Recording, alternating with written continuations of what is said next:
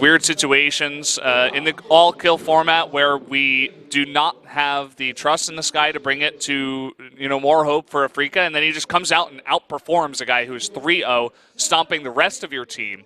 And it's just really awesome to see. Now he's got it behind him. He's got that one win. Hi, Pro Gamers.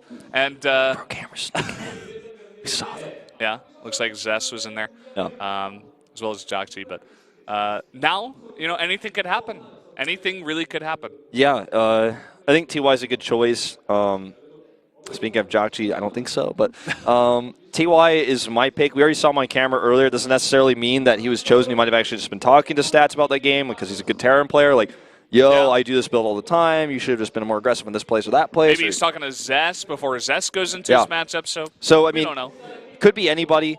I'm leaning towards TY myself. I think you are as well. I think Zest would not be a bad choice here, but I just like the idea of a TVT first.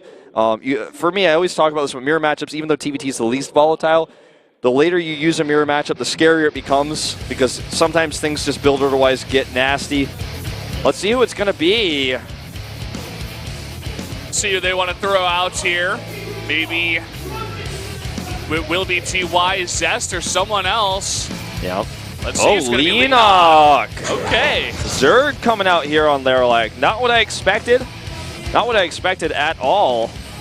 Two former clanmates on FoU will battle it out here now in a ZVT. Leenock, we've only seen him 2 times this season, and he's 0-2 currently. Yeah, it's an interesting choice. Not a bad map for Zerg if you can get the right spawns. You want to have a decent fourth base. You want cross positions on this map.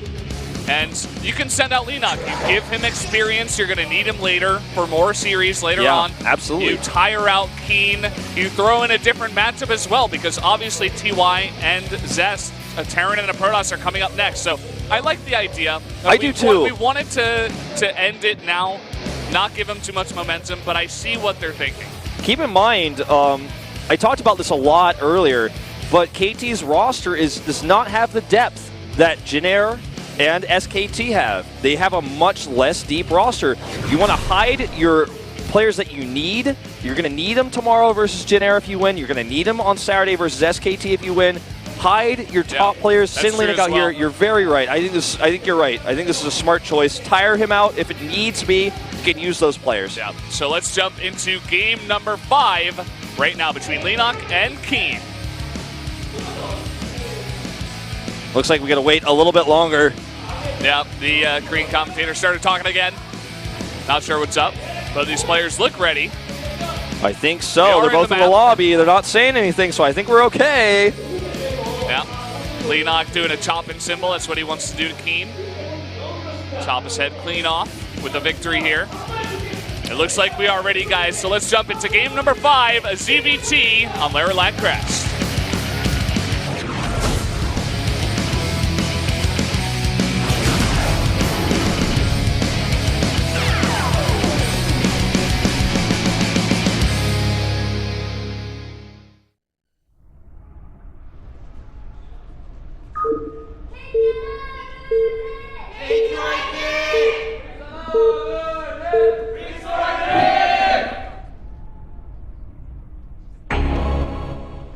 Up in the top left, in the red, the Zerg player from KT Rolster.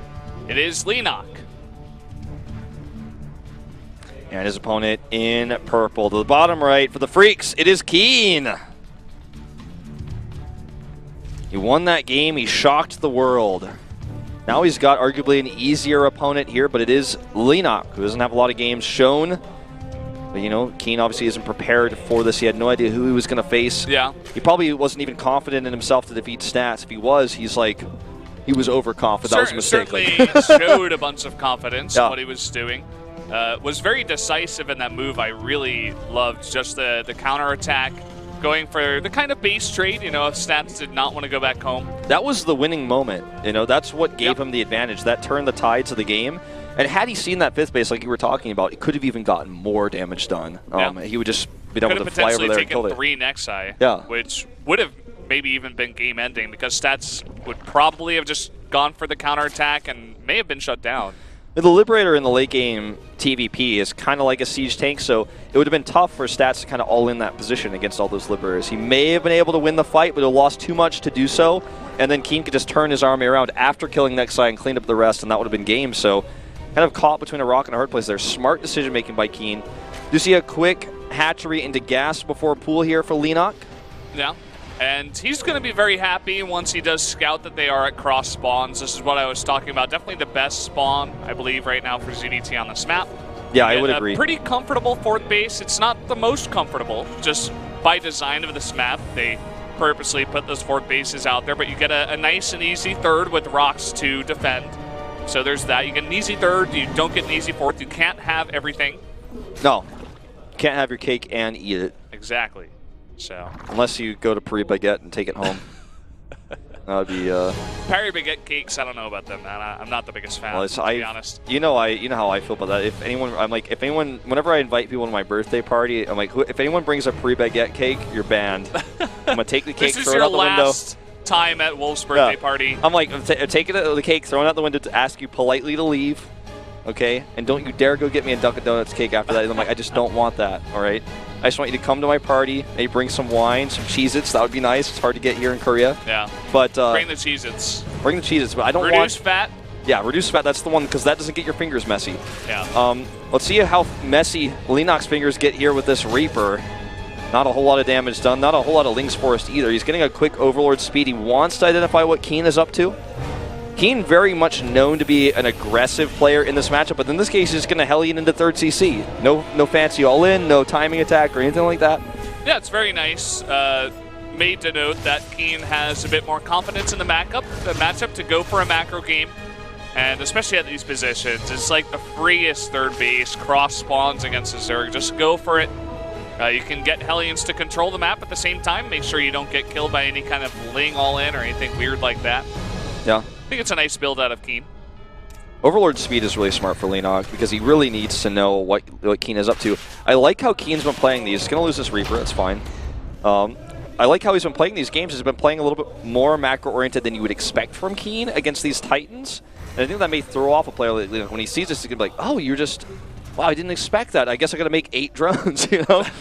And I got to just play safe here, or rather play greedy here, because you're actually playing the defensive game, the macro game, not what I think Leenock expected to see at this stage.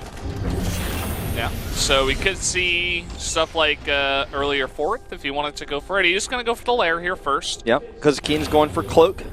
He's channeling Alive's player badge from the Star League here with this.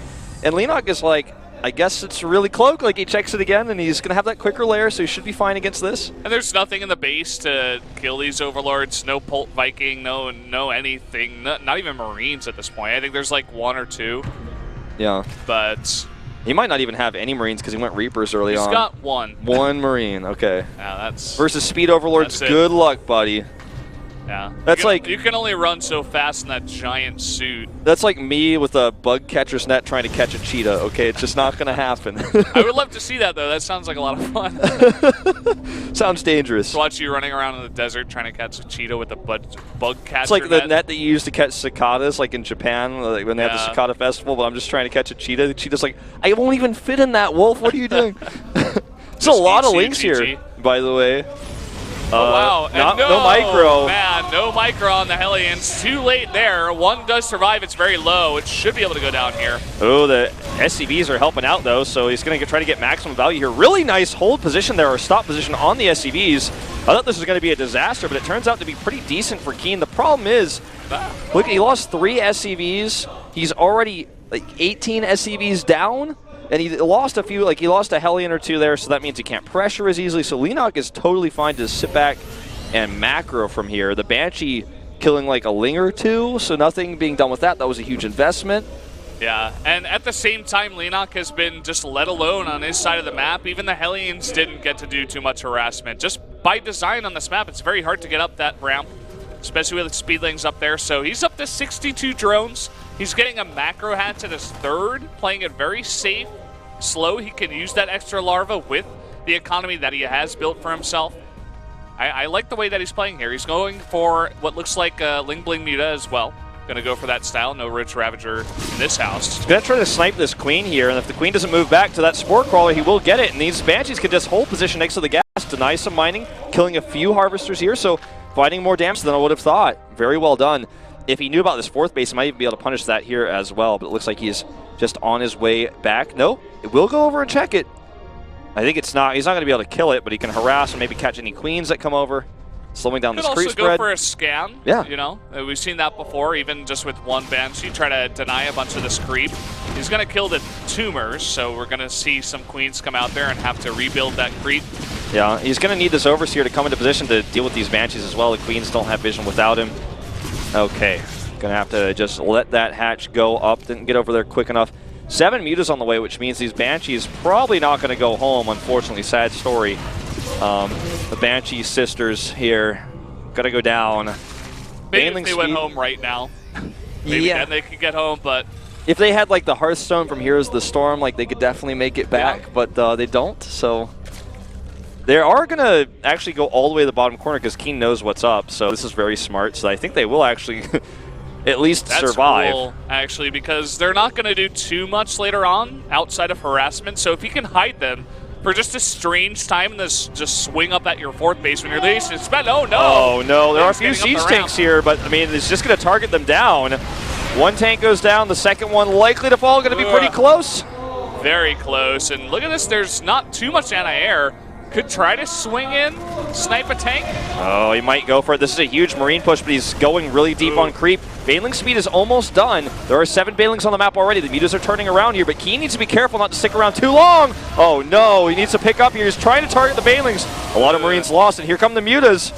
Yeah, he picked up what he could, and now here come the Mutas, as you mentioned. They did get the tank, by the way. So another nice pickup for Leenock, and now all those Marines kind of stuck behind the rocks. He could try to drop again at the 4th, but it looks like Leenock may want to put on some pressure. He's got so many Banelings rolling across, and some nice Muta support as well. And Leenock is the king of 3-base, even though that 4th base has been unsaturated for so long. He will 3-base better than anyone. You know, Jelizerg just got out of the military, so he's not back in shape yet. Like, he would 3-base better than Leenock, but at this point in time, Leenock's so good at this. So many Banelings here, and he's going to have to lift up again. I think he's on cooldown on those Medivacs. Well, he's not quite. He's trying to bait this army really far off creep so he can take a fight here. He needs to split. Just ends up losing the 2 Medivacs, and Leenock loses a bunch of Lings, but he has so much Larva with the macro hats and 4th bases. He's like, okay, whatever. Yeah, now that 4th base is up, he's going Hive, which is a very unlike Leenock, but very smart considering the situation. And Keen just needs to kind of sit back and continue his upgrades. He's behind in that, so that's also another challenge he has in this game. He's trying to do a lot of fancy baiting shenanigans with these units. Lings probably don't want to commit here. That's a lot of bio back there. Yeah, and once he sees that, he just backs off. Oh, but while he was controlling that, he lost a few Mutas. So Keen getting small trades here and there. Drilling Claws nearly finished. As this matchup is still playing out very similarly to how it did in Heart of the Storm. There's a few Liberators, of course, to change it and make it a little bit different, but yeah, and everything will change once Leenock gets those Ultras out, if he does decide to go for that, which probably should. That's when Nathanius is going to just turn off the stream and go to bed, but he's like, okay, guys, it's over. GG. That's it. Every Terran player is like, oh, Ultras, no. There's going to be a post on Reddit, then like Liquid Noni's going to have to come out. Everyone's going to get really upset. These 2 Banshees survived, by the way, and they might actually be useful at sniping some Banelings later on if there's no Overseers nearby. Potentially even killing some Ultras.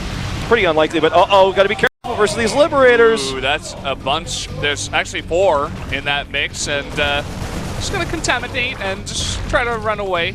Will succeed in doing so. All right, Ultralisk Cavern, Adrenal Glands.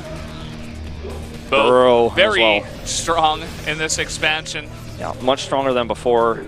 The Marauder nerf being a big issue here as well. These Banshees do find their way over here to kill a few drones. Yeah, I mean, this is what I was talking about before. Just come around at a weird time, get a little bit of harass. Only gets 2 drones, but that's about as much as they could have gotten anyway.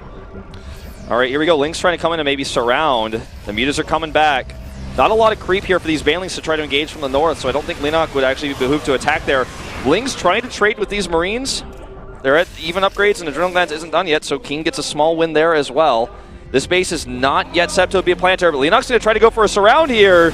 Here he comes, the Mutas leading the charge, and the Bailey's coming from both sides, but not coming at the best angle, and half of them on the left are not fighting. Yeah, it looks like they were considering going for the siege tanks here, but even still, Leenock gets a decent trade. The problem is that, you know, there's another army, and there's a lot of harassment coming out. Keen has another whole army set up at his natural. He's killing more drones here. He's finding more damage. And this game is still anyone's to take. Leenock having the better upgrades, though, and he's already started those. Some Corruptors coming out on the map. And even Transfuses going down to save those mutas. Corruptors are interesting. They're definitely going to help out against the Liberators in the sky, for sure. As long as you don't bunch them up too hard and there's not a massive amount of Liberators. Yeah, Vipers would also do the job, so I'm almost wondering if he wants to go Broodlords or something a little bit later on. Yeah, no Greater Spire just yet, but definitely an option if he wants to go for that just huge Zergling, or rather Zerg Death Ball towards the end. Still has that Ultralisk Caver waiting on, I guess, the Chitinous Plating, and then maybe he'll make some Ultras into this mix. I very highly doubt he'll make the Ultralisk Cavern and then just not make Ultras with how strong they are. Sure, and consider also that he's been taking some unfavorable fights off creep versus Keen, so he doesn't have the bank to make a ton of Ultras yet, so he's trying to wait for that as well. Good control by Leenock with this small muta group. He's always forcing Keen to react, but he's never losing it. Oh, but this time he's got a trap set! Oh, look at that. Goodbye, mutas. Overseer's like, let me drop my changelings first, don't kill me. Liberator's struggling to catch up, in fact, and... oh no, this could be a problem though. A lot of speed banes here. Yeah, trying to take the best trade as possible is Keen, but even off creep, Leenock just having so many banelings, so many lings to tank, and does wipe out that army. Yeah, scary to extend that much with those Liberators. If they were at home in that fight, it would have been easy. Leenock would not be able to engage that. He could just drop Liberation Zones on everything. +2 for Liberators coming up here now. And Leenock is starting to add Infestors into the mix. +3 for his Flyers. So he's really going for this air style. Keeping the Ultralisk off the table for now. Which is interesting. Yeah. You know, it's not the... Oh, he wasn't looking. This is like always what happens to Baneling Mines. Everyone gets excited, but... It's always so anticlimactic. Come on, Leenock. You can do it. All right, well, big Widowmine hit there. Just getting himself surrounded, there's no support from the Liberators, so Keen is basically just going to fight a losing battle here, but he's trading against the Banelings. Thing is, he's trading against the Banelings for what? Like, the Banelings aren't really going to work with those Liberators. If they were together, it would have been a different story. But instead, he kind of loses his whole bio, which means he can't pressure anymore, so he has to back off and rebuild it. His 3-3 is almost done. The CC is almost certainly going to go down. Look at that, so many Corruptors. Yeah, we do see the Liberators trying to get over here in time, but here we go, the Vipers. Parasitic Bomb, he's already splitting here. Very well done by Keen. Who says Terran can't fight this army? Uh-oh, he needs to split a little bit more. Okay, there he goes. He's on the chase with a lot of Marines underneath this as well. Yeah, where are the Banelings? There's no support. There's 4 Banelings on the map. He needs to get more Banelings over here. Another Parasitic Bomb comes down. Only 27 Lings, too. Not sure where they are. 4, 6 Ultras on the way, so as soon as the further he overextends here, the Bio Army might have some trouble, but he keeps pushing this.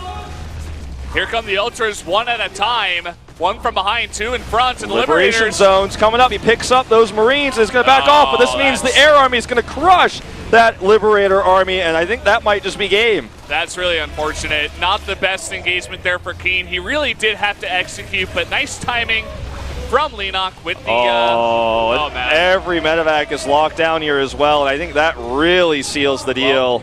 Does get away, and is desperately trying to get out Ghosts now as the Ultralists are coming into play. He needs to set up a defense here at this fort base if he wants to have any hope of staying in this game. Now, he still has a huge economy, and he's got a ton of barracks and starports to back this up. Big spreads here on the Liberators. His Bioforce, though, coming up. A lot of Ultras and Banelings coming down. They're off creep. Here comes a big yank onto some of these Liberators. The splits here are incredible for Keen, and this is not going to be an engagement Leenock wants to commit to. Yeah, going to snipe a bunch of these units at the same time. Couldn't fight into the Planetary just yet. He's actually supply blocked at 172. Not sure how that happened. Didn't make enough Overlords just yet. Maybe a bunch of them did get sniped. This is still just a losing battle for Keen over and over and over again. These Corruptors are going to have free reign on these Liberators.